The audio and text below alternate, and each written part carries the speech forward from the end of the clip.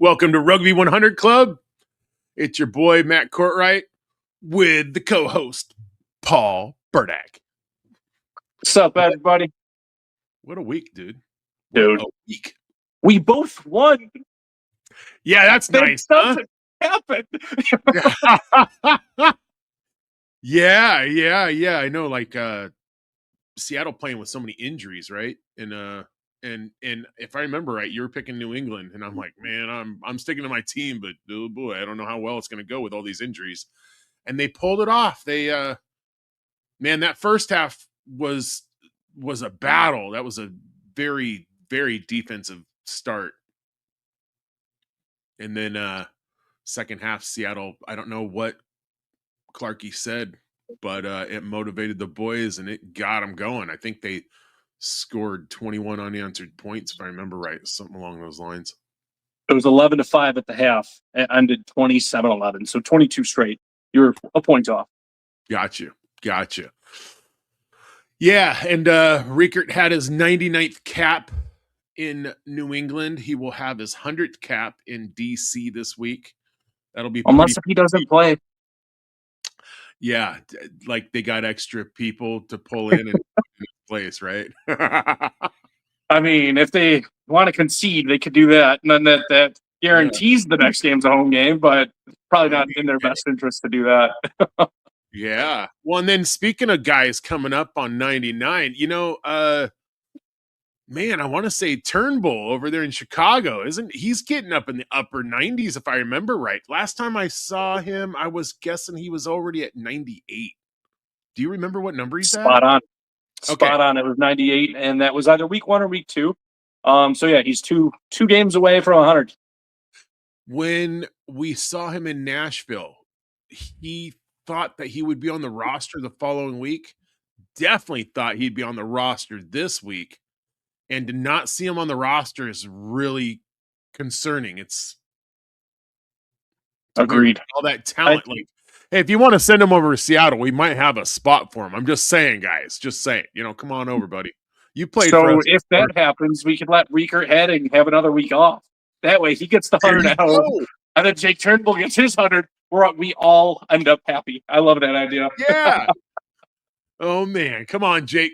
Come on over to the dark side, buddy. I like Jake too much to let him go, though. He's too good a human. He is a great dude, isn't he? He's always been a leader, too. He was always a captain over there at Anthem as well. So, I'm going to let you run, bud. What do you want to do? Want to talk? Well, let's talk Free Jacks. Let's go back to that game. 27-11. Seeing the Free Jacks lose again? What are they? What's their record? Oh, I think it's 1-3. Yeah. 1-4. 1-4, my bad. That's rough. Because we're at 5 games. Defending back-to-back-to-back champions go 1-4 to start this. What's happening in New England? I watched a show, the MLR podcast, right, with Will Hooley. Hey, by the way, well done. I mean, you can definitely tell they got some coin respect. Hey, everything's lit up. It looks sharp. Way better production this year than they've been ever. So class act all the way. They mentioned something along the lines of talking about a low return on personnel. And as I get that is across the board. I mean, Seattle only had 7 returning people. The year before that, they had at least a 33%. No, they had 44% retain, I think it was the year before that. And anyways, Seattle's been like that for a long time, of having like a low return rate. And I wish we didn't, because Free Jacks proved those 3 years that their high return rate produced wins, and Chicago's proving it this season with high return rate creates wins. The thing that I find strange is, sure, your coaching matters, of course it does, but they also brought back the second most amount of players back to their roster. They brought back 15, 16 dudes on a 23-man roster, I think it is, right? Something along the 23 player, 23 active players. Oh, right. I want to say 7 on the roster, something like that, I think. 31 or 32, I want to say, on the total roster. Okay. Hence why Seattle's getting the snot beat out of them, because I think we have 9 injuries, and we're just like, we have to sign more people. Yeah, most definitely. And you're never ready for injuries. I'll say that. You can't predict them. You can't really prepare, especially when it's bigger guys, bigger names on your team. Makes it even harder, obviously. And then some guys not even being there like you expected them to be. Like, yeah, how about Chicago, bro? dude. Man, that was, I mean, by the way, both teams, right? So like DC and Chicago, man, like it was all gas, no break. I mean, what was the we were talking about this a second. What was the score at halftime? At the half, 1 second, let me pull it up. 33-21 was the halftime score. Like you said, all gas, no breaks. The only problem, Old Glory didn't realize that Chicago can do that for 80 minutes. Old Glory thought, like, sure, we'll keep up in the first half. Second half will be a grind. The Hounds will be struggling because they just lost all their energy in the first half. What they didn't realize was that when the Hounds, they just don't run out of energy.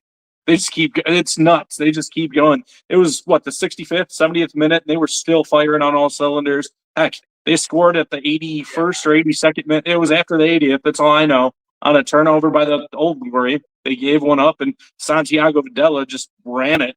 It's like we got guys like Santiago coming off the bench. It's almost unfair. Well, let's hope they can keep the streak going. I mean, we're halfway through the season. They're not done. I mean, they're obviously in a position better than anybody else to go to the playoffs. Let's be real. I don't see how they couldn't go to the playoffs. I mean, I've read that if they can win the next 2 weeks and secure the 4 tried bonuses, they will submit their ticket to the playoffs before week 8. Or, before their 8th game, I should say. Before week 9 in total, but before their 8th game.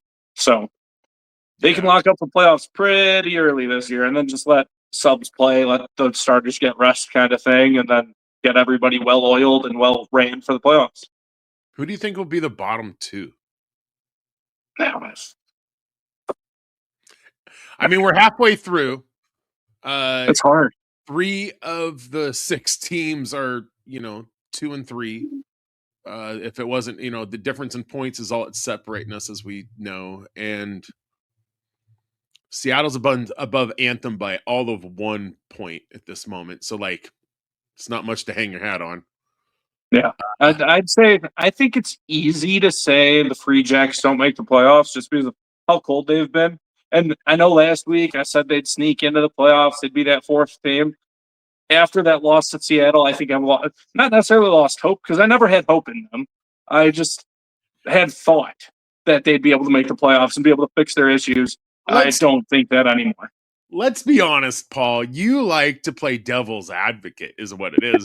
That's what it is. It's like you just kind of want to be that guy that's like, well, what could happen? Yeah. And then you're like, you know me too well, man.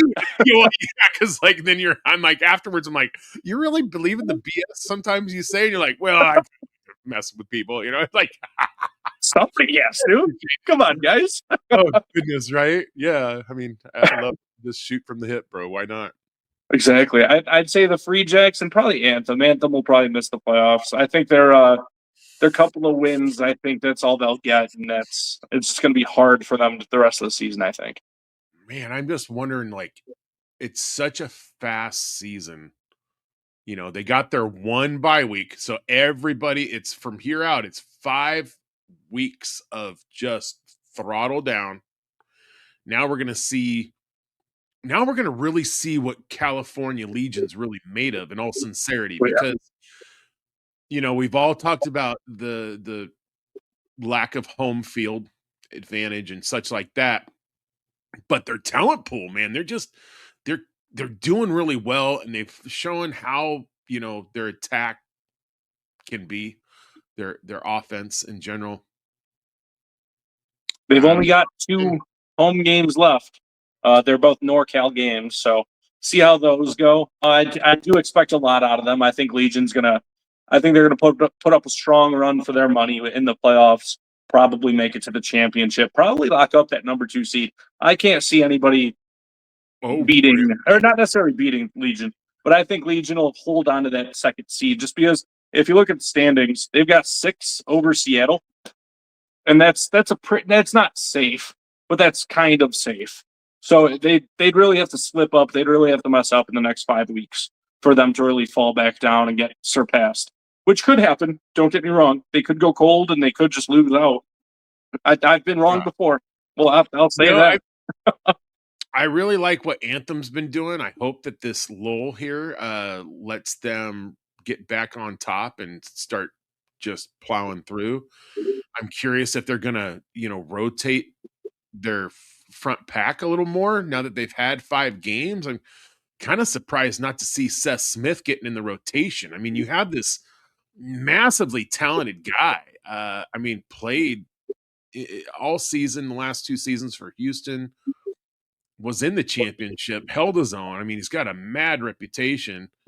And Campbell Robb is a great, from Central Washington. He's going to be on my top list. But, why beat the living snot out of the hooker out of one player in general? Why not rotate? You got a season here that you want him to be good all season, not just the problem. I feel like the problem is Anthem just has 3 really good hookers, and all 3 of them could play weekly, and all 3 of them could, unfortunately, like we've seen, one of them could be missing from the roster more often than not, and that's unfortunately been Seth Smith, and I feel like that has a lot to do with his age. They don't want to put too much pressure on him at too young an age, which I don't love, because I feel like when you're young, that's the time to get the experience, get better, get good at what you're doing, own your craft kind of thing. But I'm sure that Seth is learning a whole lot at training, learning a whole lot from the 2 guys above him, that learning how to do this better, learning how to do that better. I'm sure next time we see Seth Smith, he's going to be a whole nother animal, and he's going to play lights out rugby. He's going to play lights out, dude. All I can hope is that, week after next, the 17th, Anthem comes to Seattle, and there you go. I'm hoping that he gets to play. That's going to be honest. Got the family coming up to hang out. Hoping he's on the roster. Going to do a tour through Seattle in the party bus. Going to have some shenanigans. Got a route planned out. We're going to go all through Seattle. I got all sorts of. We're going to go to the Troll under the bridge, and we're going to go check out Cary Park and get a view, and the Gum Wall, and Pike Place Market and all that fun jazz. So who knows? Maybe they're just trying to keep Seth Smith healthy so that second half of the season he can play more often than not. I'm curious to see on what happens and how that plays out. You might be onto something, but then again, man, Campbell Robb is just he's been fantastic. Oh, he might be rookie of the season as far as I'm concerned, but saying most definitely pretty damn good player. Yes, agreed. Other than that, do you want to talk about this weekend's forecast, this weekend's matchups? Yeah, let's do that. So we got DC, we got Seattle in DC, I should say. Man, okay, last year I remember making this trip. We went and hung out with Duma. Shout out Duma. And hung out with him and Lizard and all the boys. Watched DC deliver it, hand it to Seattle last season in DC. So it kind of brings back some and DC's just, they got beat by Chicago, but bro, they put up a ton of points as well. There's no stink on them, bro. There's no flies on them, so to speak. You know what I mean? Old Glory was scaring me in that first half. They looked very intense, very strong. The first 20 minutes were battle, man. I was like, oh, they're slowing down. Chicago isn't finding a rhythm yet. But then again, but then they both did at some point, because it was, man, I cannot remember, but between the 2 teams, there was this is where I would wish I had James Dealey to respond, is I think they did 4 tries and 5 minutes or something ridiculous like that. I don't know. It was super short amount of time and it was both sides of the ball. They had me nervous. They had the lead in the first half for a little bit. I was scared. And we were all scared, I should say. Not just I was. We were nervous. What do you think about that DC Seattle game? DC looks strong. I'd be worried if I'm Seattle. I don't think they might get kind of boat race kind of thing. They might get smacked around a little bit. Curious. Especially at home. Old Glory brought it with a couple of their backups playing in Chicago, hostile environment. And boy, with the dogs barking in Chicago. It was dog day at SeatGeek, and the dogs were barking. We were loud. And Old Glory still brought it. I expect the same thing out of them this weekend. I wouldn't be surprised if Old Glory smacked Seattle a little bit. Man, okay. Well, of course, I'm hoping you're wrong, but man, respect where it's earned. Exactly. Anthem in Chicago, buddy. We'll learn a lot about Anthem. We are going to learn a whole lot from that game. If they can compete with Chicago, they can really compete for the rest of the season. But if they get boat raced, then it kind of looks like it's time to start panicking for Anthem fans, which I expect more of that than I do of them keeping up. It might be tight for the first half, just like it was against Old Glory, because Anthem's coming off that week off. They've had a lot of time to scout the Hounds. They've had a lot of time to rest, a lot of time to just chill back and relax. So they may come out strong, but I don't expect them to keep up in that. I think Chicago kind of handles it pretty easily. Respect. Man, now I'm super curious. I said, that Chicago will win. It's just a matter of like how much of a fight is Anthem going to put up? Exactly. How much defense ready to play? And exactly. Yeah. Well, so how about the last one here? We got Legion in New England.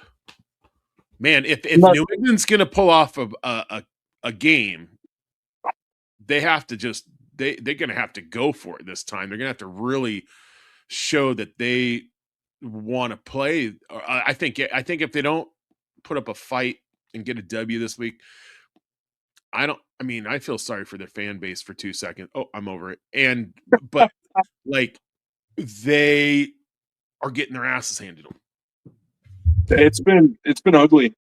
They haven't really competed this season. Sure, they've won a game, but other than that one game, they haven't really competed this season. They got smoked by, I wouldn't really say smoked by the Seawolves, because 15 points, 16 points. Smoked. First half, they put up a great fight. It was like, if you look at the score, I'm getting nervous over here. If you look at the score, it looks like they got smoked. They got smoked by the Hounds a couple weeks ago. They just haven't looked three-time defending champion type rugby. They haven't. It's not, the chemistry's not there. The team overall play's not there. They're missing a whole lot, and it's time for them to either put up or shut up. And if they don't just win out, they may miss. Even if they do win out, there's a chance they miss the playoffs. That's the craziest part. I'm afraid if they get 5 losses, like at this point, 50-50 is a loss. Yeah. And Legion looks really good, and they're also coming off that 1 week bye. They look like they're going to come out and fire on all cylinders. They should be running all over the Free Jacks. They should. If they are who I think they are, they should dominate the Free Jacks. From start to finish, too. We shall see. Yes. Excited for it. No, most definitely. It should be a very good weekend of rugby. We've got 1 game Saturday. We've got 2 games Sunday. We've got Mother's Day on Sunday. What better gift than bringing your mother to a rugby game? I know the Hounds are doing specific deals for mothers at the Hounds games. I don't know if other teams are doing that, but it's pretty cool that the Hounds are doing it. So, yeah, bring your mothers to a rugby game. She'll love it. Bring her to the tailgate. She'll love it even more. Just don't get too messed up, because she might not love that. But, yeah, all in all, Mother's Day is for rugby, baby. Let's go. Oh, man, it's my dad's birthday on Saturday, so and then we got your mother's thunder. Buddy. Yeah, they're off for a cruise on Sunday morning, so that'll be great. They're coming up to to the kids' house, and I'm dropping them off at the airport at like 5:00 in the morning. Fun. You have to wake up way too early, and you have to watch a Seattle game, and you've got the Hounds game to watch. You've got a long Sunday coming, buddy. Yeah. First world problems to look forward to. Yeah, we're gonna have a nice dinner at a place that in Tacoma that overlooks the entire Puget Sound for my dad's 76th birthday on Saturday. So we're looking forward to that. Happy birthday, Dad. Yeah, happy birthday, Dad. 76. Man, That's I a big hope number. I get to be as old as him someday. Real talk. I do too. I used to be the one that would always say, like, I want to die young. I want to die before, like, my parts start giving up, like my legs give out kind of thing. I want to die before my back goes bad kind of thing. But having a baby soon really it puts everything into perspective, and everything changes. We might have a special guest on the episode next week. That's the craziest part, man. We might have a sneak peek from a little baby sitting right here in my little pouch right here. Right? Yeah, you got a onesie bought yet for that bad boy, you know? Unfortunately, they didn't have 0 to 3 months or anything for sizes, so I bought a 6 to 9 month, I think it was, but it'll do. Bought him a hoodie too. My sister-in-law makes clothing, so my sister-in-law is hooking me up with a bunch of sports onesies and stuff, so I'm sure she'll make a Hounds onesie for him, or her, sorry. Also bought a little hat thing for his or her head. The kid's going to be adorable day one. Looking like a hound day one. It's going to be great. Man, getting down to it, buddy. That baby's going to come out barking. What's the actual due date? Saturday, May 9th. Wow. Okay. Yeah. So, like, right now, the plan is to watch rugby on Saturday from home, and then Sunday, go to the Hounds game. Well, hang out with our moms, and then go to the Hounds game. But that can very, very quickly derail, and plans can very, very quickly change. So we'll see what happens. Well, I think that's a wrap, man. I'm excited for the week coming up. Dude, there's a lot of rugby left in the season. There's 5 weeks left. The Hounds can lock up the playoffs in 2 of those weeks. If they win the next 2 games, they can lock up the playoffs early, get some backup, some playing time, like Mathis Demendolks and other guys, Jake Turnbull maybe, other guys too. But who knows? Maybe they just don't win any more games. Who knows? Everything could change next week. We can be talking about losses for everybody or ties or something. Everything can change like that. So we'll find out what happens next couple of weeks. Yeah, man, we think we're nervous. Imagine the coaches that are losing.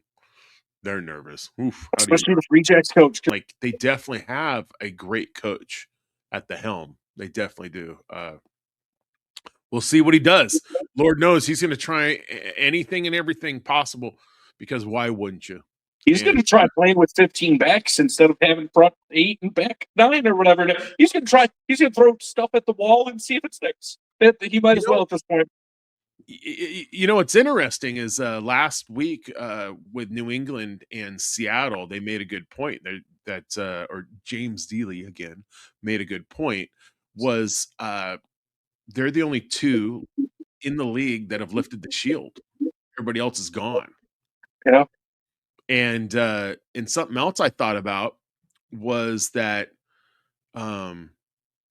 both Seattles were coached by Richie Walker, and he's a Kiwi. And then to think about the last year with the New England's coach is also a Kiwi. Like, a little Southern Hemisphere is definitely an influence upon that team, to say the least. I wonder if they know how to rugby. I know, right? Like, well, there's a tell, you know. They know something or two. Well, thanks for watching, everybody. Please like, subscribe, share it with your friends. And Paul? For now, keep your heads high, your tackles low, and we'll see you next week. Thanks for watching. Be sure to check out our other videos at youtube.com/Rugby100 Club.